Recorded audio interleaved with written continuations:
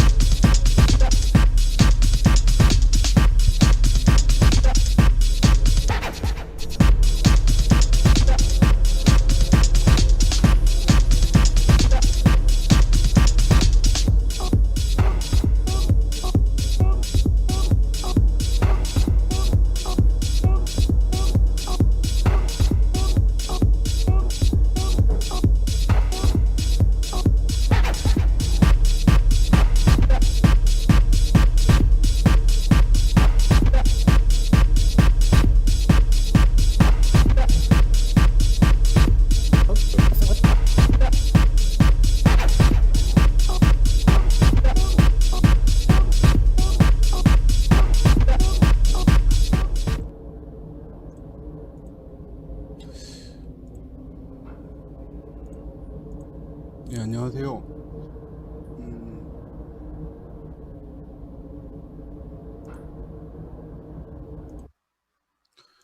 예, 안녕하세요. 어우, 감사합니다. 예.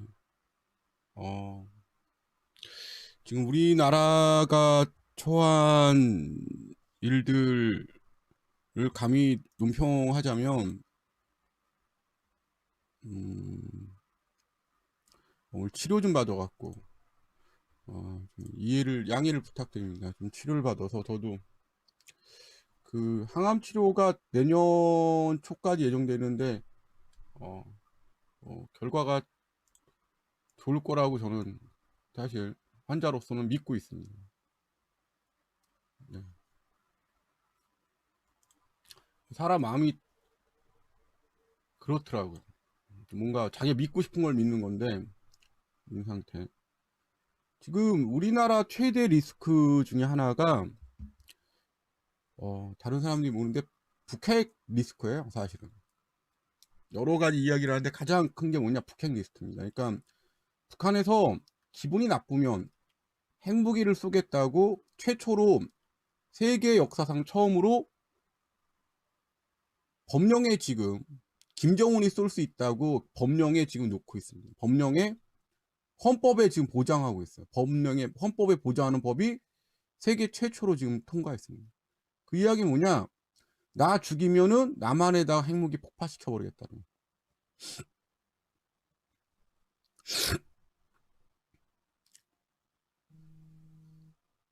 그러니까 지금 북한에서는 지금 그따위 짓을 한국에 하고 있어요. 윤석열이 대통령께서 하신 일은 뭐냐 그러면 핵무기 안 만들면은 수백조 갖다 주겠다는 거예요.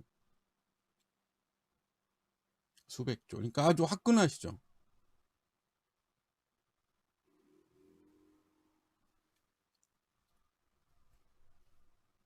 예, 기분 따라 핵 쏘겠다는 겁니다.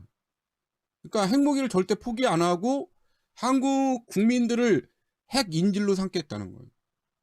이게 더 구체화되면 아마 주가는 지금의 대북 핵 리스트로 누가 여기서 공장을 하겠어요. 핵무기 맞고.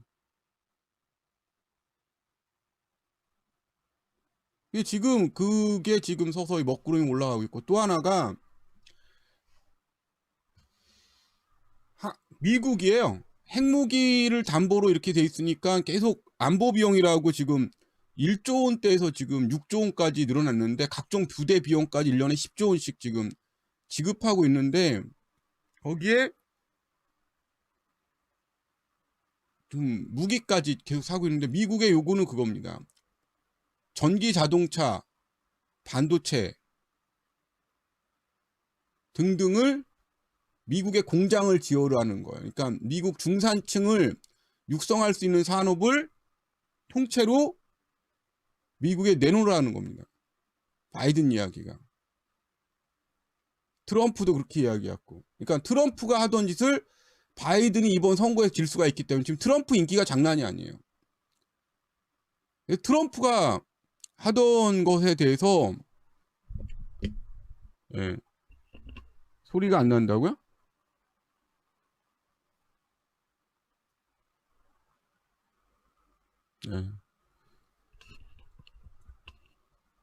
그게 지금 미국에서 내가 핵무기 막아주고 있으니까 대기업 자산들, 우리나라 지금 10대 재벌의 핵심 수출에 대해서 조선이라든지 대규모 고용할 수 있는 거 말고 첨단 산업은 전부 미국의 공장을 새로 지으라는 겁니다. 앞으로의 공장은.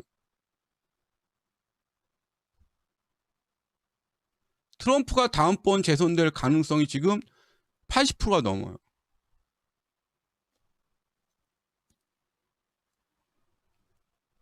지금. 그럼 중국은 어떤 입장이냐? 한국이 지금까지 수출 이익을 봐왔기 때문에 한국이 갖고 있던 동북아시아의 지금 수출에 대해서 지금 다 겹쳐요. 그래서 중국에서는 지금 중국도 내수 붕괴 때문에 한국이 갖고 오는 종합 제품에 대해서 내수하겠다는 겁니다. 이게 지금 반도체라든지 자동차라든지 이런 것들이 전부 내수인데, 내수하는 방법이 뭐냐? 한국에 있는 기업들을 지금 기업 사냥을 하고 있는데 거기에 한국인들이 협조를 하고 있어요. 돈만 몇십억만 주면은 바로 나라를 팔아먹는 사람들이 지금 수천 명입니다. 그래서 국가에, 그러니까 아무리 일을 해도 일하는 놈 따로 있고 도 챙기는 놈 따로 있으니까 일하는 사람들이 지금 나라의 핵심 자산을, 중국의 핵심 자산, 지식 재산을 끊임없이 중국에 갖다 주고 있습니다. 그래서 지난 10년간은 끊임없는 한국 노동자의 중국 밀정의 시대였습니다. 그리고 그게 너무 많이 갖다 줬기 때문에 LCD부터 모든 분야가 지금 중국이 지금 1위 하고 있어요. 핸드폰까지. 뭐만 개발했다 하면은 몇십억만 주면은 서로 나라를 팔아먹는 거예요. 특히 어디서? 하청에서. 하청 기술자들이 나라 팔아먹는데 혈안이 돼 있어.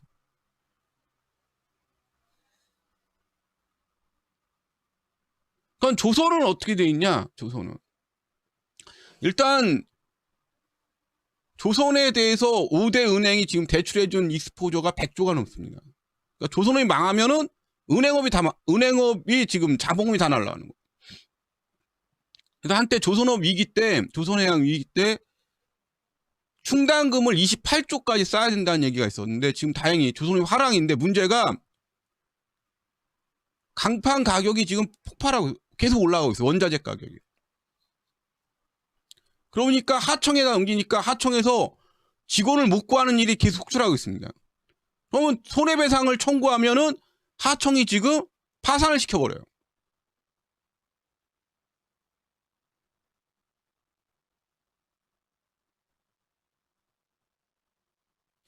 그럼 러시아의 관계는 어떠냐? 우리나라하고 러시아 관계가 상당히 좋은데 러시아는 지금 무조건적인 대미 전략 때문에 단교 중입니다. 단교. 지금 단교 추진되고 있어요. 한국하고. 단교.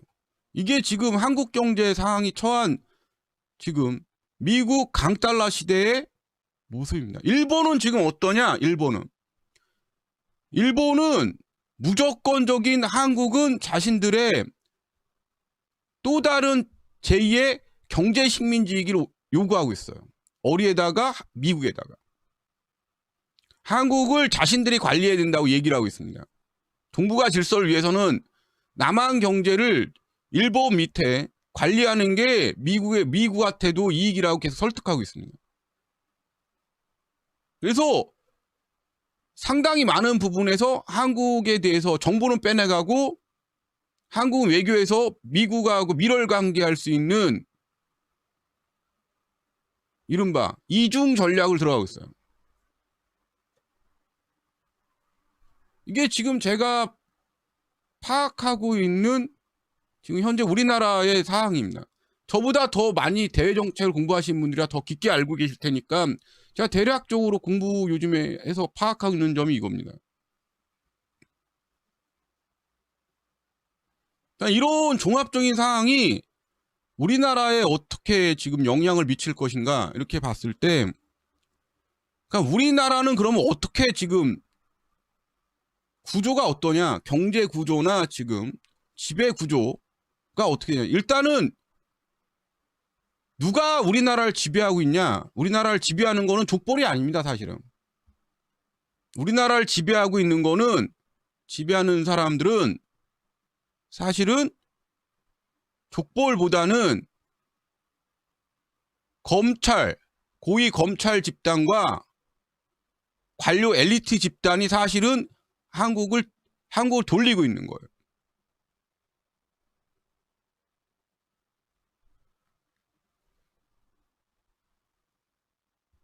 다시 말씀드리겠습니다.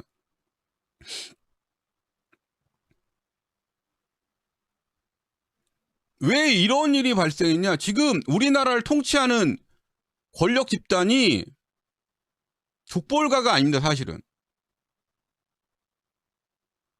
그 얘기 뭐냐? 사실은 이익 창출이나 자신들 마음대로 휘두르지만 사실은 중소기업 협회에 있는 그 패거리 분들이나 족벌가가 나라를 지배하는 게 아니에요. 정경련이. 우리나라는 검찰 집단과 관료 엘리트가 전관예우로 나라를 지배하고 있는 겁니다. 그래서 지금 윤석열이 민주당에 있다가 국민의힘에 가서 통치자가 된 거예요. 통치 집단이 미뤄졌기 때문에. 그러면 검찰 집단과 검찰 엘리트 권력하고 관료 엘리트 권력은 누구의 후원을 받냐? 그게 바로 족벌과 중소기업에 있는 중소기업 뭐라고 해야 되죠? 아주 그 단합돼 있는 그 사람들. 그분들이 사실은 이 나라의 돈이나 자신들 뜻대로 돌리는 거예요. 누구한테 후원을 해서 검사 엘리트하고 관료 엘리트 집단에다가 로비를 하면서. 그래서 통치자가 윤석열이 된 거예요. 제가 아는 거. 근데 이게 효율성이 지금까지는 사실은 어떤 식으로든 개발 시대는 있었어요. 네, 빨리 사람들 관리직 직원을 뽑고 그 밑에 충성 경쟁을 하면 되니까. 그러니까 정경련만 이 집단이 아닙니다. 중소기업 협회 저기들 18년, 20년 동안 경쟁 없이 독식한 사람들도 상당한 엄청난 이권 집단이에요. 우리나라에 그거를 이야기하지 못하게 하고 있습니다. 거기에 그 비리에 대해서 수사도 못 들어가요. 왜? 전관으로 아예 도배를 하고 있어요. 여기에 이제 정치 집단은 지역 토호가 독식하는 구조입니다. 그러니까 국민들, 조직되지 않은 95%의 국민들은 이들이 볼 때 통치하는 노예 집단에 불과해요. 통솔하고 통치하는 노예 집단이 불과해요. 그래서 주택 가격이 모든 정보 왜곡이 왜 벌어지냐? 주인이 아니고 통치하고 착취할 대상으로 보기 때문에 그렇습니다.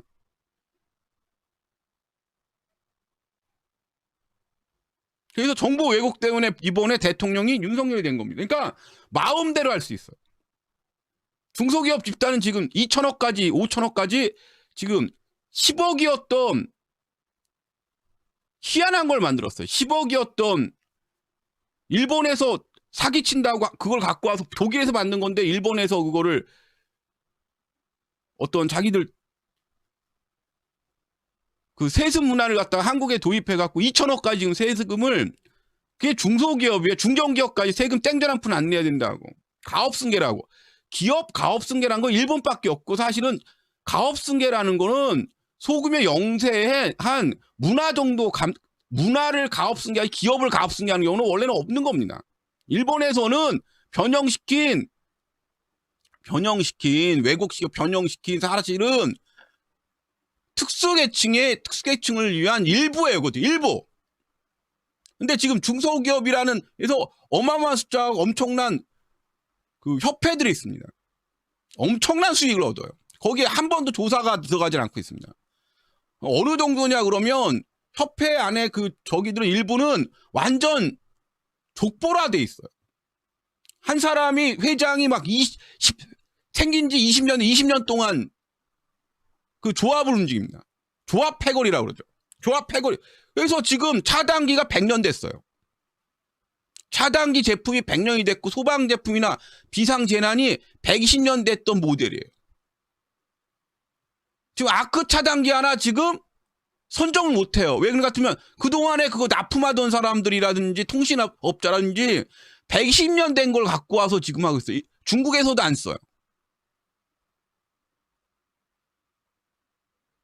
중국에서도 안 써요. 그래서 전국 해안가에 지금 비상방송이나 마을 방송이 60-70%가 지금 거의 작동불능입니다. 제가 공부해본 바로. 옛날에 박사과정 때 반도체에서 PDP에서 재난공학으로 옮겨서 논문 쓰고 그랬거든요. 나중에. 공부를 해봤더니 전국의 해안가라든지 마을 방송하는 것들에 이게 방송이 안 돼요. 이게 지금 21세기인데 왜 그러냐? 그 납품업체가 소방의 납품업체가 그게 족보라예요. 아무도 거기서 하면 저 지금 오늘 얘기한 목숨 걸고 얘기하는 겁니다. 명예훼손 고발해 버려요.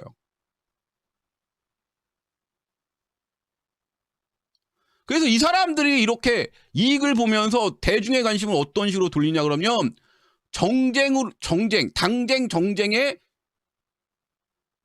사람들 대중의 눈을 시민들의 눈을 정쟁과 당쟁, 섹스에 매몰시켜요. 남녀 섹스 문화에 그러니까 섹스 하면은 불법적이네. 그러니까 뭐라고 얘기되나?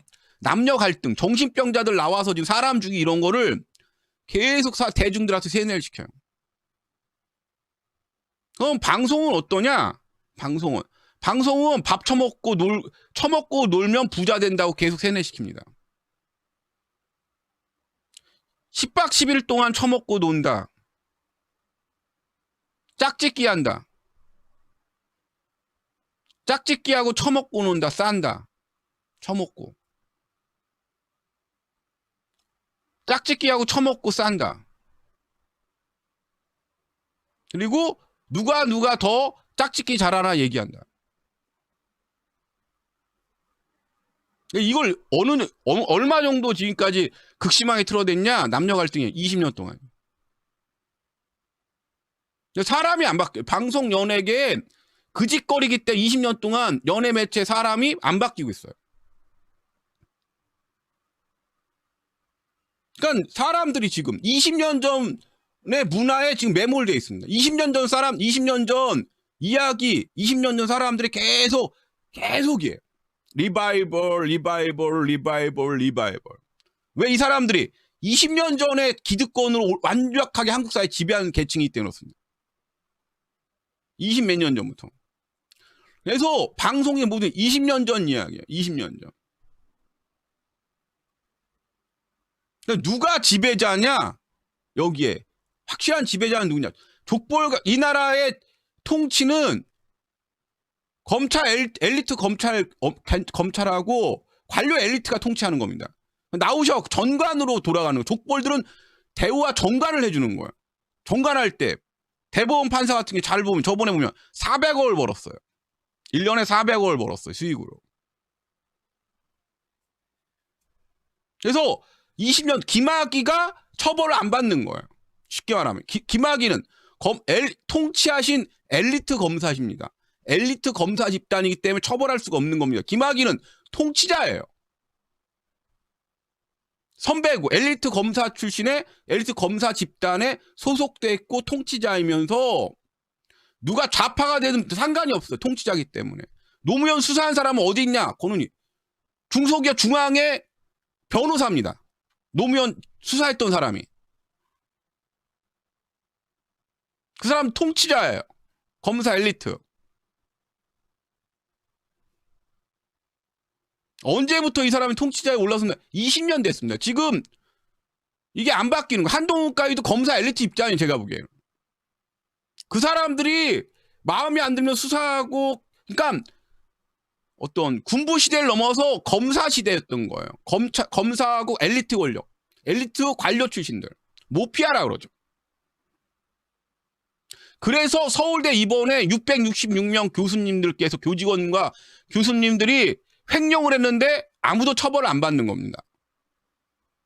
그 출신의 기본은 언론은 관악 언론인 패거리하고 검사님들이기 때문에 모교 교수님들이고 동문들이기 때문에 처벌을 안 하는 거예요. 서민은 1,000원짜리 한 장 주스면은 감옥에 가지만 학벌을 내세우고 그 학벌에 예비 통치자 집단은 후원한 집단은 절대 건들지 않는 겁니다. 문제는 고환율 시대, 이 격변의 시대. 예. 지금 새롭게 경제 지도, 세계 정치 지도, 경제 지도 격변의 시대에 우리가 어떻게 생존할 수 있냐. 이 사람들이 지금 뭘 하든 말든 자기 역할을 했거든요. 권력은 부패할 수 있지만 그 권력을 유지할 때 효율성, 가장 효율적이냐. 지금까지 사실은 20세기는 가장 효율적이었습니다. 문제는 21세기에 이 사람들이 지금 우리나라를 통치하는 엘리트 검사 집단과 관료 엘리트들이 과연 효율적이고 생산적이냐. 그리고 국민들이 나가서 계속 이 나라, 이 공화정의 질서 유지에 가장 핵심적인 역할을 할 수 있냐를 봤을 때 누구를 떠올리면 되냐. 그 부조리와 부패가 넘어선 게 누구를 떠올리면 윤석열 대통령 각하를 떠올리시면 됩니다. 자기들 패거리끼리 20년 동안 하면서 혁신이 없었어요. 경쟁할 통치 집단이 없었습니다.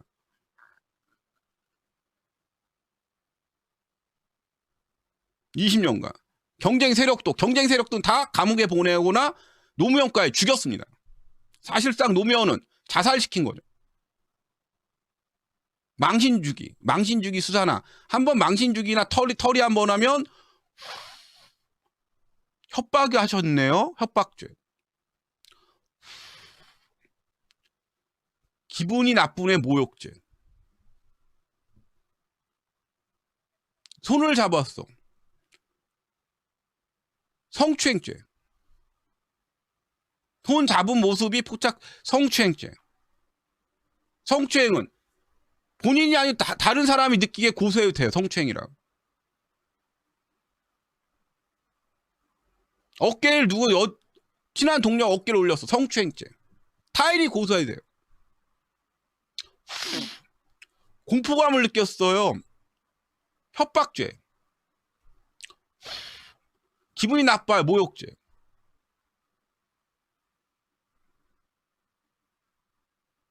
사회활동하는 당신들 중에 검찰 엘리트에 찍혀서 살아남을 사람들, 선량한 사람이 숨 쉬는 사람들 중에 살아남을 사람 아무도 없어.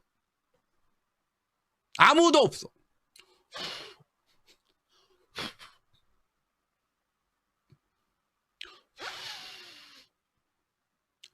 모욕죄, 협박죄,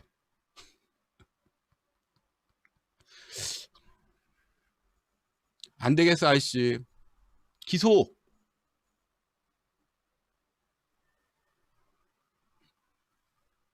아이씨, 오늘 또 기소야. 이제 기소, 소장 정리하고 증거자료 캡처하고 기소해봐.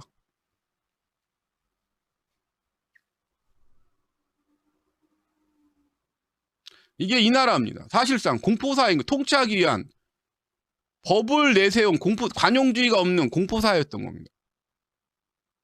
여기에 정신병원에 입원했던 수천 명 정신병자들을 지금 퇴원시켰어요. 누가? 문재인이. 정신병자들 살인사건 난 거 남녀 갈등 포장해갖고 대규모로 공포 확산을 시켰습니다. 자기가 권력이 그러니까 문재인은 적폐청산을 했지만 이 사람들 집단에 손을 댈 수 있는 사람이 아니었어요. 비겁한 사람이었어요. 통치만 하고 싶었던 거지. 그래서 윤석열과 타협을 한 겁니다. 제가 보기에. 그래서 자기 방어 차원에서 전위대 차원에 누굴 풀었냐? 정신병자들을 풀었습니다. 그리고 정신병자 연놈들이 옹호를 했어요.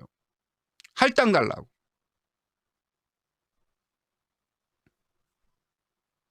사시도 없고 지금 사시하고 외무고시가 폐지됐습니다. 사실상 추천제예요. 부잣집 자식만 다 할 수 있어요. 아니 찍을 수밖에 없게끔 계속 세뇌한 겁니다. 정보 왜곡을 한 거예요. 착각하게끔. 예, 이 사람들이 이 나라를 통치하기 때문에 그렇습니다. 근데 다른 사람이 돼도 마음이 안 들면 계속 수다 들어갑니다. 계속 거부해버리고. 이분들은 다 아는 분들이 있어요. 서로 아는 네트워크 인맥이에요. 네트워크 집단입니다. 네트워크 인맥이에요. 대표적인 사람 김학의. 이분들 아들들이 지금 다 미국에 있고 돌아오시면 또 다른 통치자로 계속 군림하실 겁니다. 그래서 다 미국에 있어요. 검사 후보 안에 전부 자식들이 다 미국에 있습니다. 미국에 있는 학교도 알려드릴까요? 시카고하고 뉴욕에 있습니다. 시카고하고 뉴욕, 로스앤젤레스 세 군데 있습니다. 그래서 같이 족벌 기업인 자식들하고 같이 중학교 2학년 때부터 유학 갑니다. 주말에는 어디서 다 같이 어디 만나냐? 한강변에 있는 결혼식 호텔에서 각각 지인들끼리 만나고 맨날 한 달에 한두 번씩은 결혼식장에서 회식합니다. 누가 부자, 근데 이게 사실은 다 아는 사람들이에요. 그래서 결혼식장에 다 만나니까. 그래서 정신병자들 수천 명을 탈출시켰어요. 인권이라는 이름으로. 그 정신병자들이 살인하고 그런 사건을 마치 일반인이 살인한 걸로 포장 왜곡한 겁니다. 대부분의 사건이 정신병자들이 지금 사람들 죽인 일이에요. 그러니까 사실은 정신병 감정을 해서 정신병원에 쳐넣을 연놈들이었다는 거죠. 여러분이 생각하는 사람들이 정신병자 아닌 사람들을 얘기해봐. 거의 대부분 정신병자였을 거예요. 정신병 감정하면 정신병자라 나옵니다. 그 사람들 일반으로 포장해갖고 또 사법재판을 한 거예요. 네트워크 부패사인 겁니다. 앞으로의 혁신은 뭐냐? 이 네트워크 범죄 집단에 대해서 누군가 칼을 들이며야 돼요. 그렇지 않으면 지금의 위기 혁신이 없습니다. 혁신을 돌파할 수가 없어요. 이분들은 우리가 지금까지 통치자로 임명한 적이 없습니다. 웃긴 게 뭐냐? 우리는 이 사람들을 통치자로 투표한 적이 없습니다. 그리고 지금 정신병자 같고 일반인이냐 정의의 사자론을 하는 사람들이 있습니다. 간섭주의자라고. 잘 처먹고 잘 살려고 관심 받으려고 그러는 거죠. 관심을 통해서 명예도 사회적 지위도 돈도 확보하려고 하는 상당히 사악하고 기만적인 인간들입니다. 마치 유튜브에 부동산이나 부자 만들기 팔아쳐먹고 사는 사기꾼들하고 닮아있죠. 계속 부패를 떠들어야 됩니다. 그래서 지금 서울대 660명 교직원과 교수님은 구속시킬 수가 없는 겁니다. 수백만 원부터 수억 원을 처먹었는데 불구하고 다음 연도에 또 해쳐먹는 겁니다. 왜? 한 번도 지금까지 처벌을 안 했으니까. 그 제자들은 국립대 다른 데 가서 너는 서울대가 아니라고 지금도 착취하고 사기치고 있습니다. 왜? 자기 교수님들이 동문들이 다 이 나라의 어떤 프로젝트 전부 다 심사위원이니까. 그래서 돈 처먹고 왕노릇하는 거는 자신의 특권을 알고 있는 겁니다. 이게 지금 문제가 뭐냐? 이 공화정이 앞으로 아무런 도움이 안 된다는 거예요. 공화정 발전에 아무런 도움이 안 된다는 거예요.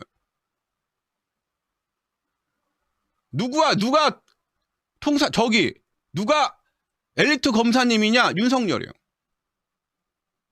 누가 이 나라의 통치냐? 윤석열이요. 누구냐? 윤석열 따르시는 분들이요. 그래서 윤석열 정권은 대표적인 엘리트 검찰 부패한 엘리트 검찰하고 그리고 모피아가 통치하는 완벽한 한국의 통치를 공식적으로 통치하는 어떤 뭐라 그럴까?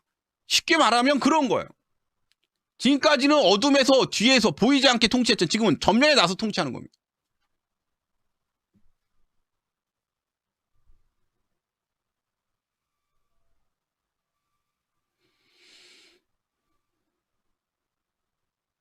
그러니까 앞으로 이분들이 엘리트 검찰님들하고 우리가 생각하는 대로 지금 이 세계적인 파고에 대해서 이분들이 어떤 대책이 있냐? 여러분. 대책이 있냐? 아니면 엘리트 관료들이 대책이 있냐? 너무 부조리하고 부패해갖고 기업인들하고 학연 혼맥으로 다 연결돼 있어갖고 나라 재산을 빼먹던지 아니면 정관예우 말고는 관심이 없어요. 사실상. 자신의 권력과 사회적 지위, 명예, 돈 말고는 관심이 없습니다. 이 나라에 대한 충성, 자신의 영혼을 바칠 만한 위대한 여정, 그런 것 따위는 개나 주는 사람들로 바뀐 것 같아요.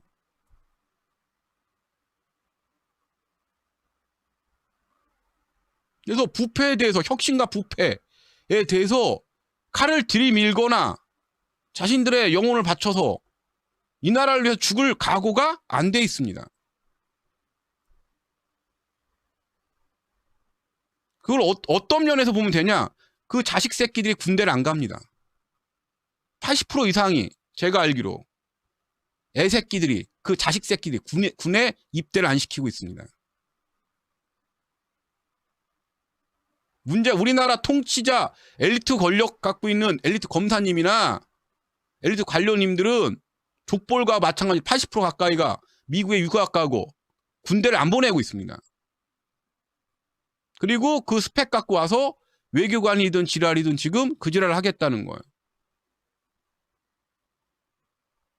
그래서 지금 유승열이도 지금 오늘 그 군대 안 가갖고 했던 그 가수 있잖아요. 옹호하는 뉴스가 나는데 지금 많은 사람들이 지금 군대 안 간 사람은 입국을 다른 나라는 절대 한국에서 오지를 못하게 해요. 지금 2만 명을 지금 입국을 못 시킬 수가 있습니다. 2만 명의 국가 배신자 개새끼들을 입국을 안 시킬 수가 있어요. 문제는 그거예요. 사람이 배고플 수 있습니다. 이런 위험한 시대에 살 수도 있어요. 그러나 우리는 이 나라의 한 공동체고, 우리가 물려받은 이 소중한 피땀 어린 땅 하나하나에 대해서 우리 자손만대에 잘 가꿔서 물려줘야 될 의무가 있다. 책임이 있다. 라고 생각을 하면 연대하고 최소한의 도덕성이 생기고, 최소한의 연대가 생기고, 어려움을 이겨낼 수 있을 겁니다.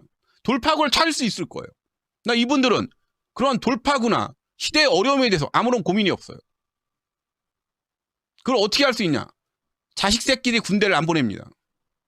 자식 새끼를 군대를 안 보내요. 다 해외 유학가 있습니다. 그리고 군대를 안 보냅니다. 그걸 뭐라고 그러냐? 개새끼들이라고 그러는 겁니다. 지금 우리나라의 상당수 엘리트 권력자들이 개새끼화 되어 있습니다. 나라에 충성하는 게 아니에요. 이거는 부패 집단인 겁니다. 뭘 보고 판단해야 되냐? 그 자식 새끼가 군대에 갔는지, 유학을 갔다 와서 자식 새끼들이 군대를 갔는지 안 갔는지만 판단하면 됩니다. 입으로만 국가를 통치하면서 애국을 얘기했던 사람들이에요.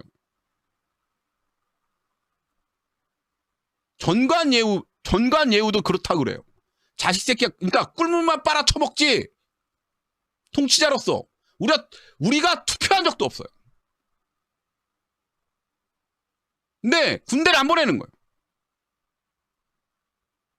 그 얘기 뭐냐?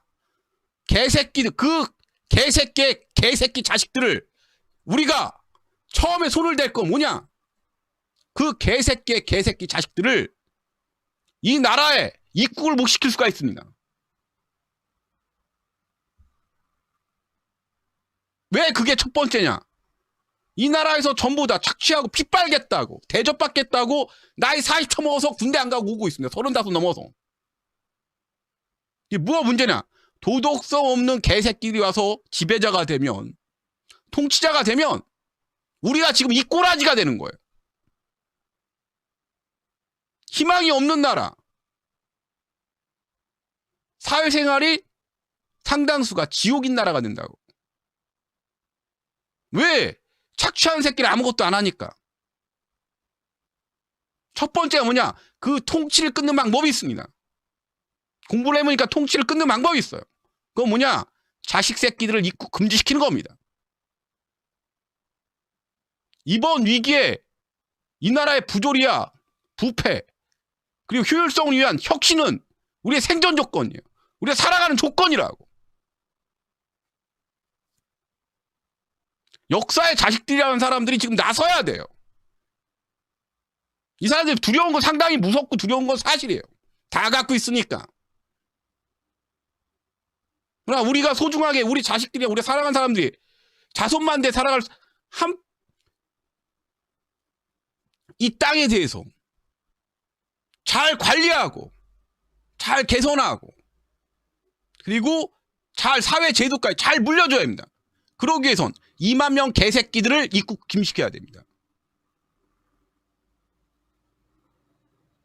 2만 명 개새끼들을 입국 금지시켜야 됩니다. 스티븐 유처럼 입국을 금지시키면 됩니다. 지금 난리예요. 풀어주라고. 자기들 불안해하고 있어요. 자기 새끼들이 돌아와야 되거든. 돌아오는데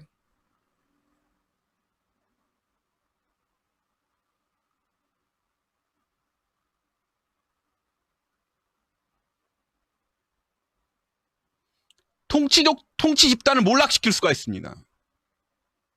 책임감 있고 헌신하고 희생하고 시민을 섬기는 사람들로 대체시킬 수가 있어요. 해외에서 떠돌다가 마약이나 처먹고 환락이나 즐기다 뒤지는 새끼들을 만들 수가 있어요. 그 자식 새끼들을. 그건 업법입니다.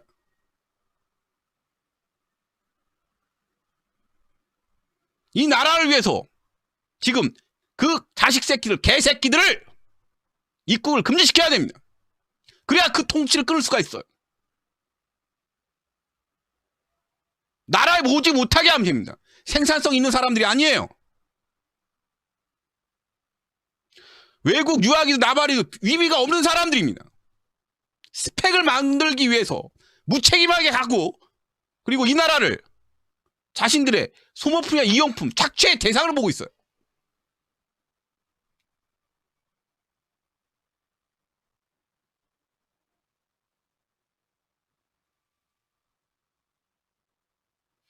미국에 있는 교포분들, 독립운동의 근원지였던 사람입니다. 그 교포는 지금 도산 정신이 이승만 세력을 몰아내고 2015년부터 2018년부터 세계 조직이 통합됐습니다.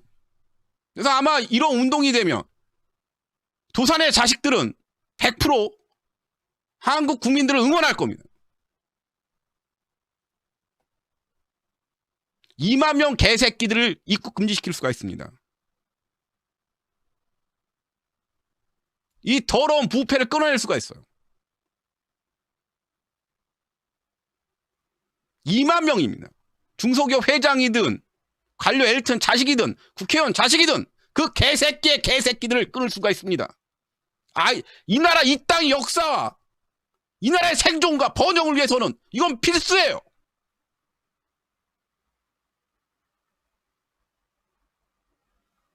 지금 너무 많은 개새끼들이 지금 창궐하고 있습니다. 한국에 돌아와야 돼요. 이들은 이 땅의 시민들한테 아무것도 해줄 게 없는 인간들입니다.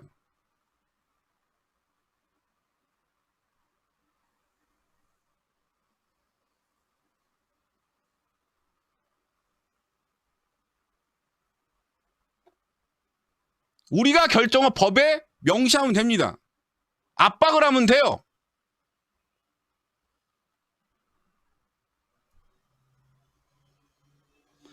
외국이 좋고 그렇게 좋은 스펙이면 거기서 살면 됩니다. 이 나라에서 못 들어오게 하면 돼요.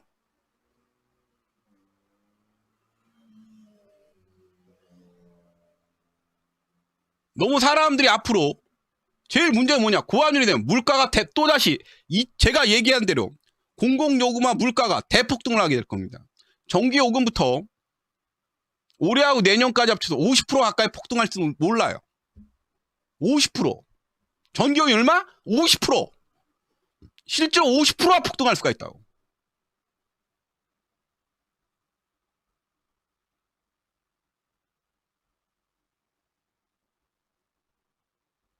(2만 명의 조골버린 개새끼 집단의 그 자식 새끼들을, 부패한 인간들을 끊어낼 수가 있습니다. 이게 이 나라 생존 번영의 아주 기본적인 조건이 될 거예요. 앞으로의 혁신 중에 첫 번째 뭐냐? 이내 네트워크 장막을 끊어야 합니다.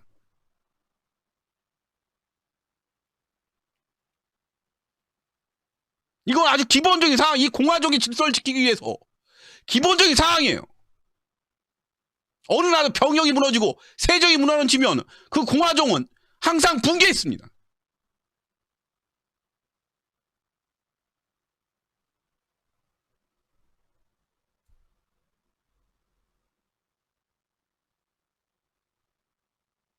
그리고 F4 비자도 없애야 됩니다. F4 비자도 없애야 돼요. F4 비자도 없애버려야 됩니다. 북한에 대해서 핵무기로 한국 시민들을, 이 공화정 시민들을 핵무기 위협하면은 사실은 전쟁을 불사해야 됩니다. 우리 시민들을 볼모로 잡으면 전쟁을 불사해야 돼요. 도둑놈한테, 도둑 집단이야 도둑놈한테 한번 책을 잡히면은 그 다음부터는 이 남한 지금까지 50년, 70년 동안 쌓아올린 모든 부는 김정은 소나기에 들어가야 된다고 생각하는 게 도둑놈들의 심보입니다. 제가 볼 때 핵무기를 위협하면 전쟁을 선포해야 됩니다. 그렇잖아요. 그거 기본이잖아요. 과연 근데 우리나라의 족벌가나 기득권 집단이 시민이나 이 역사를 지키기 위해서 전쟁까지 갈 수 있는 용기가 있을까요? 그렇게 맨날 그렇게 빨갱이니 안 보니 공산주의를 외치던 인간들이 핵무기를 위협하고 있으면은 전쟁 선포할 수 있는 배짱이 있겠냐고. 이 나라 시민들을 자기 목숨처럼 귀하게 여길 그런 게 있겠냐고.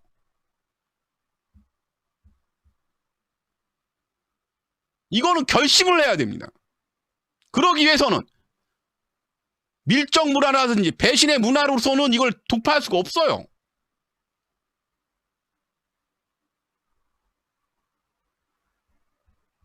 배신의 문화가 있으면 돌파할 수가 없습니다. 그래서 미국에 가 있는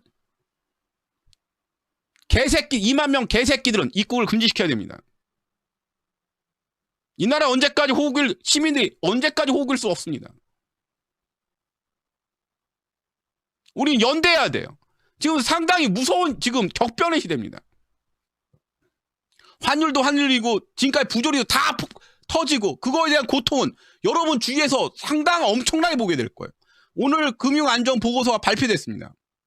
금융안전 상황 보고서가 발표됐어요. 한국에서. 지금 가격 20%만 폭락하면은 부채를 갚을 수가 고소득 가구의 부채를 갚을 수가 없다고 나와 있습니다. 집을 팔아도. 그냥 거지된 거예요, 다. 다들 20%만 더 폭락하면 대부분 거지된 거예요, 그냥. 빚만 남은 거라고. 빚쟁이라고. 연대를 하기 위해서 이 위기에서는 우리끼리 진심이와 진정성이 있어야 합니다. 핵무기로 우리를 협박하고 돈 내놓으라고 뜨더라고. 강도 있다 아니에요. 근데 어떻게 군대가 있고 군인이 있고 시민을 지킬 경찰이 있고 등등등 있는데 당신이 있는데 왜 머리를 조아리고 굴종하겠냐고. 그 지금까지 얘기했던 방공이나 지랄이든 아무 관계없는 사실은 쓰레기들이라는 거 아니에요. 아닙니까? 그런 인간들의 통치자가 계속 통치자로 군림한다는 게 말이 됩니까? 한국에 오늘 발표 났습니다. 우리는 연대할 수 있습니다. 배신과 밀정의 문화만 없으면.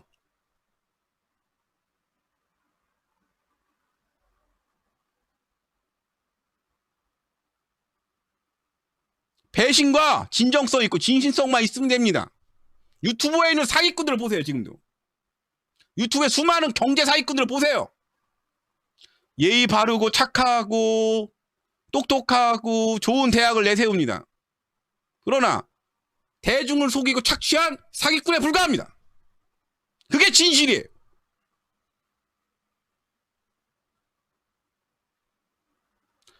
그래서 북한이 더 이상 시민들 전체를 핵무기로 볼모 잡기 시작하면은 답이 없을 겁니다. 핵무기로 공포 상황을 만들면 뭐든지 다 뜯을 수 있다고 생각하는 겁니다. 우리 시민들 전체를 대한민국 공화국의 전체 시민들 노예할 수 있다고 생각하는 거예요. 그걸 용납하면 안 되죠. 그걸 어느 나라가 용납해야 됩니까? 근데 그런 이야기 나오자마자 굴종하는 거예요. 우리나라의 지금 기득권의 인간들이.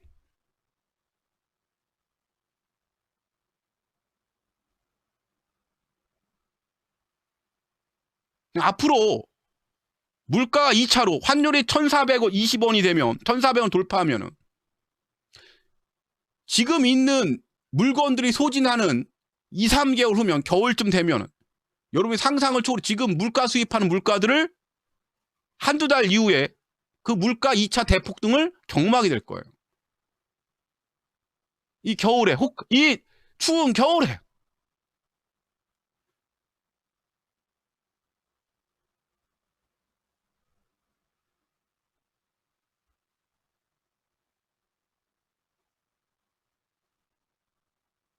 지금도 물가 때문에 미치고 환장하겠죠.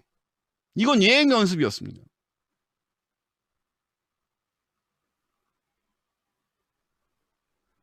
이건 예행 연습이에요.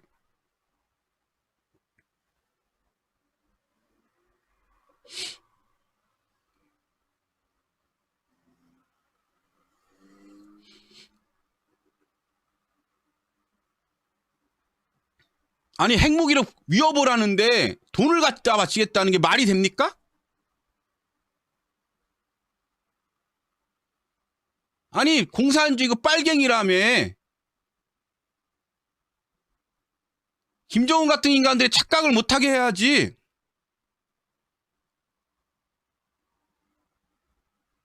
더 이상 자기들 거 아니라고. 세금이라고, 국민연금이라고. 맞아요. 아니, 국민연금을 어디다가 수합을 하냐고. 이게 이 인간들의 실체라는 거예요.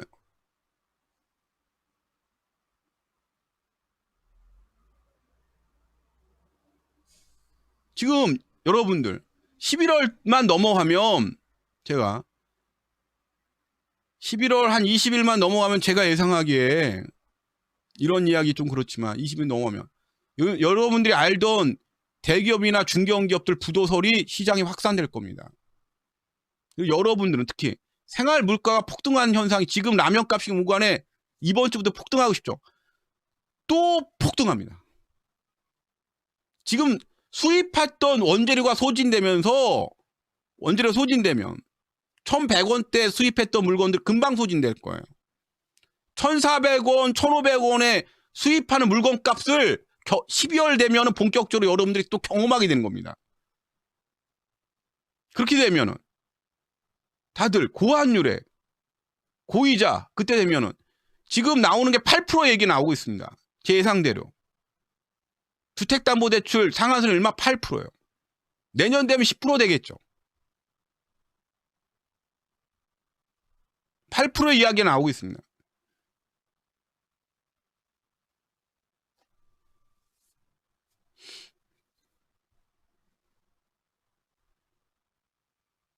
고통이 문제가 아니에요. 문제는 기본적으로 지금 비효율적인 집단들을 지금 이 공화정을 위해서 개혁을 해야 됩니다. 그 첫 번째가 뭐냐? 네트워크 범죄 집단을 더 이상 용납하면 안 된다는 겁니다. 그 네트워크 범죄 집단, 네트워크 된 사람들이 통치자면 통치자의 기본적인 덕성이 있어요. 이게 100% 잘못됐다는 게 아닙니다. 뭐냐? 기본적으로 국가에 충성해야 됩니다. 시민 위에 군림하면 안 됩니다. 나라나 시민의 재산을 탐하면 안 되는 거예요.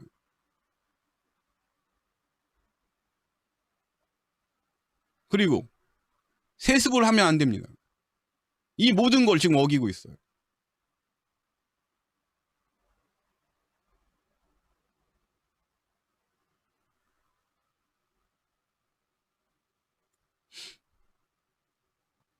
전부 앞으로 내년 하반기 되면 민영화 이야기가 다 나오기 시작할 겁니다. 실질적인 민영화가 내년 하반기부터 시작될 거예요. 격변의 시대에 우리나라 95% 국민들은 고통 속에 살아야 됩니다.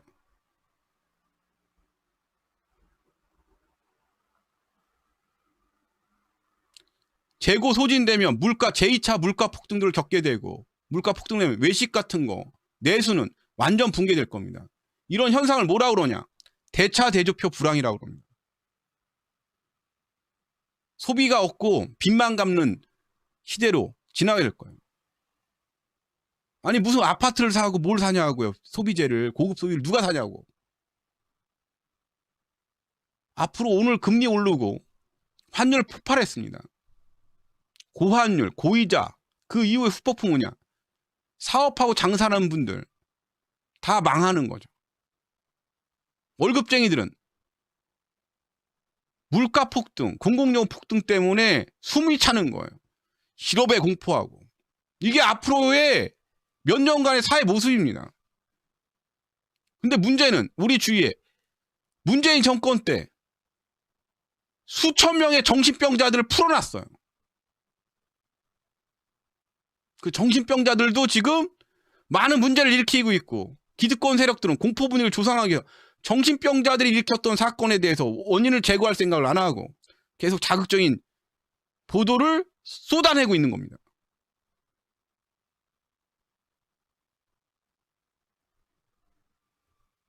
대차 대조표 불황은 시작된 거예요. 본격적으로. 언제부터냐? 오늘부터 시작된 겁니다. 이미 주식시장이 붕괴되기 시작했습니다. 채권시장하고.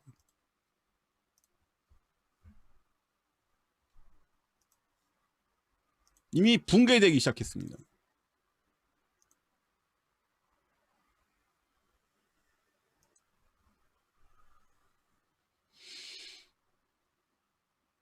네트워크 범죄에 대해서 이제 본격적으로 이 범죄 행위에 대해서는 어떻게든 종양들을 도려내야 됩니다. 제일 문제는 이 공화정 사회가 안전을 지킬 수가 없어요. 모두가 다 이렇게 되다가는 큰일 납니다. 앞으로 대차 대조표 불황입니다. 언제부터? 오늘부터 시작했어요. 제가 보기에.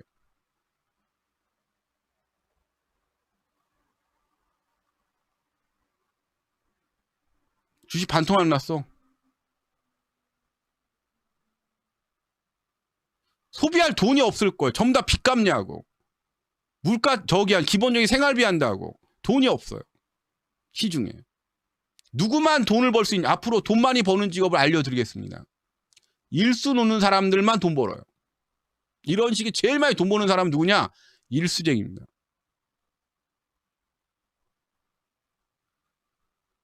앞으로 극심한 내수 침체하고 도산, 상상도 중견기업, 중소기업 도산, 극심한 내수 침체가 이 금리 인상 오늘부터 시작된 거예요.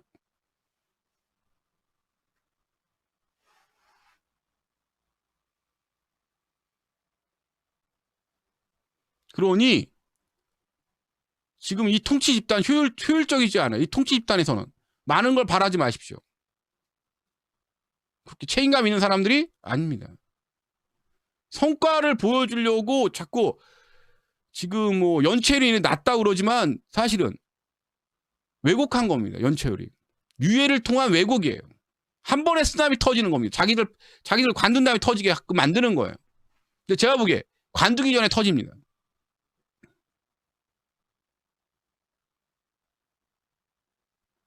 지금 고소득자 중산층이 대출을 다 받았다 나왔습니다. 금융안정 상황에. 근데 지금 그 고소득자가 샀던 집들이 지금 30%가 폭락했나 봐요. 여기에 20%만 더 폭락하면은 부채 말고는 남는 게 없답니다. 대다수가. 80% 가까이가 부채밖에 안 남는답니다. 보고 싶으면 한국은행 금융안정 보고서 보시면 됩니다. 금융안정 상황 보시면 그대로 나와 있어요. 제가 그 이전에 그렇게 계속 얘기했던 거라 좀 식상하긴 하지만 지금 나오고 있어요. 한국은행에서. 폭탄 못 넘깁니다. 왜? 일단 너무 고물가, 고이자 상에서 폭탄을 넘길 수가 없어요. 무조건 터집니다.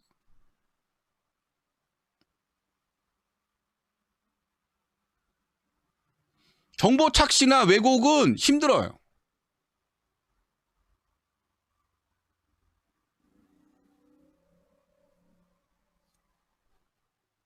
나는 극심하게 내수에 지금 분열 상황이 끝까지 가지 않길 바랄 뿐입니다. 그러기 위해서는 통합되고 구체적으로 사람들이 희망을 가질 수 있는 정의가 필요해요. 윤석열 대통령이 말씀하셨던 정의가 필요합니다. 그게 뭐냐? 2만 명에 대한 입국 금지가 필요합니다. 이들은 해외에 떠들다가 죽어가야 돼요. 이 공화정을 위해서. 그게 정의예요. 그 자식 새끼들. 이 나라에서 수많은 영예와 그 많은 혜택을 줬는데 불구하고 그 자식 새끼들은 해외에 떠들다 죽어야 되는 게 사실은 정의입니다. 사실은 그런 게 정의예요. 지금 그 정의를 실천할 때가 왔습니다. 그러지 않으면 대대손손 여러분 자녀들이나 이 나라는 희망이 없습니다. 그 사람들이 또 와서 또 통치자 되고 또 이런 무책임한 상황이 또 발생하는 겁니다.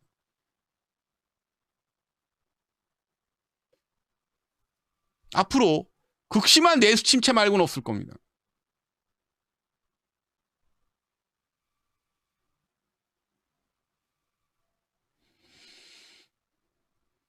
자, 질문 있으면 말씀하십시오. 오늘은 뭐가 어떤 공포사항이 이미 너무 많이 보도하기 때문에 원인하고 최소한의 대책에 대해서 말씀드렸습니다. 근데 자신들의 기득권자면 영국이나 다른 나라처럼 자신들의 팔 안의 고름을 자신들이 짜낼 용기나 실행력이 있는 사람들일까요? 난 그래서 이 사람들 지금 너무 이 나라에 대해서 너무 두려운 겁니다. 아무런 대책이 없어요. 전시효과 할 수 있는 누군가 조사하고 기소하고 대중한테 마녀 재판할 그런 거리 말고는 없는 거예요.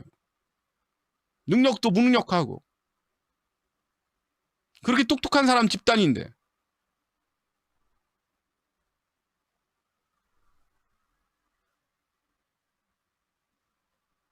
앞으로 한국은행은 금리가 0.5%씩 인상될 겁니다.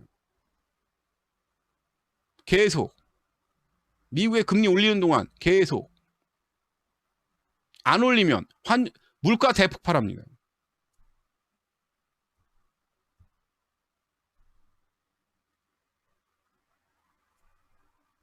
우리는 시민들 전체 희망을 갖고 단합할 무언가 필요합니다. 그건 정신병자 마녀 재판이 필요한 게 아닙니다. 정상적이고 미래가 밝은 그런 이 나라에 기생충화된 집단이 필요해. 그 자식 새끼들이 필요합니다. 이 공화정의 만년 대계를 위해서. 우리 아이들의 만년 대계를 위해서 그 희생이 필요합니다. 제가 보기에 그래요. 아무도 그런 이야기를 안 하는데 제가 얘기하겠습니다. 2만 명의 희생이 필요합니다. 해외에서 떠돌다가 비참하게 그렇게 살다 죽는 게 그 사람들이 겪어야 될 당연한 삶입니다. 이 나라를 배신하면 그렇게 살다 죽는 게 당연한 거예요. 저한테 뭐라고 할 수도 있습니다. 우선순위라는 게 있습니다. 인간적인 것보다. 이 사회 시스템 자체가 붕괴됩니다.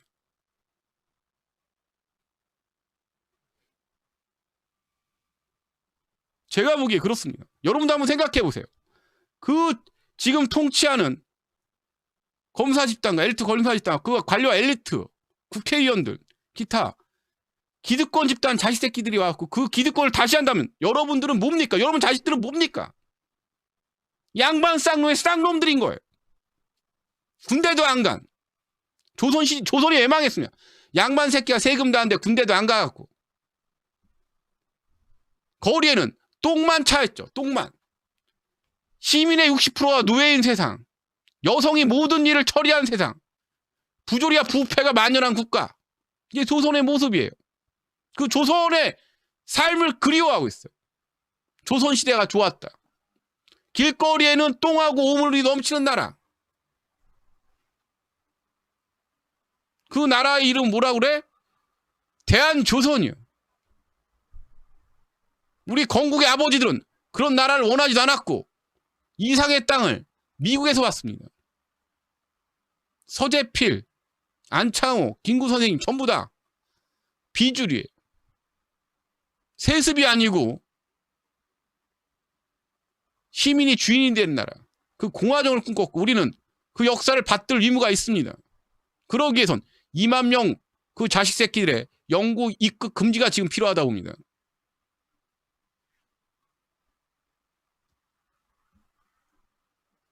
이 인간들은 자식 새끼들이 영원히 대선 잘 먹고 잘 살라고 명문화하고도 남을 인간들이에요. 제가 보기에. 나라를 배신한 인간은 조국에 돌아올 수 없습니다. 나라를 배신한 인간들은 조국에 돌아오면 안 되는 거예요. 혜택을 보면 안 됩니다. 인간은 어떨지 모르겠지만 그 자식이고 인간은 어떨지 모르겠지만 그게 이 공화정의 기본적인 룰이 돼야 됩니다. 감사합니다. 질문 있나요? 질문 있으신가요? 앞으로 극심한 내수 침체 말고는 없습니다. 왜? 물가 대폭등 때문에. 환율 대폭등은 뭐냐? 물가 대폭등입니다. 그 위에는 부도 도산밖에 없어요. 실업밖에.